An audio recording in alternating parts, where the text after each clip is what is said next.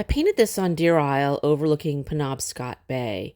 The tide was going out, and these tidal ponds were emerging and they were shifting by the minute. I set up on the hillside. There were some trees and the water and those ponds. What drew me in was the way the view broke out into sort of four zones: the foreground, the trees, the ponds, the water, and then the distant islands in the bay.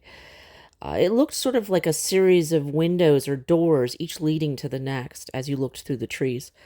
That structure helped me sort of drop in. It gave me something to hang on to and stay oriented while I was working. Once I'm painting, I don't want to be thinking too much. I'm just responding to the shape, the color mixing, and the light.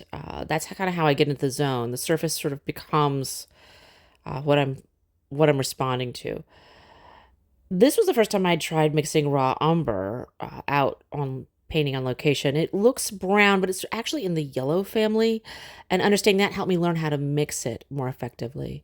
Uh, it can kind of tone those greens back and give you some good values for distance, for things in the distance. This also, I got to play with those sort of four zones. I got to play with some atmospheric perspective, which I've been really kind of trying to learn more about.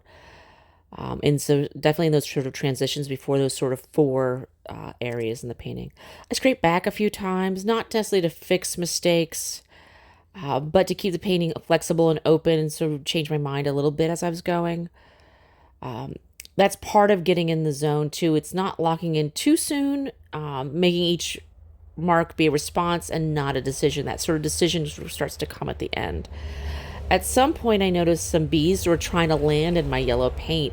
I think they were thinking it was a flower. I would use the tip of the end of my handle of my brush to flick them out so they wouldn't die. When I'm in the zone, time kind of drops away, which that's what I love. And it's just the painting and the method and the working, the rhythm of looking and reacting.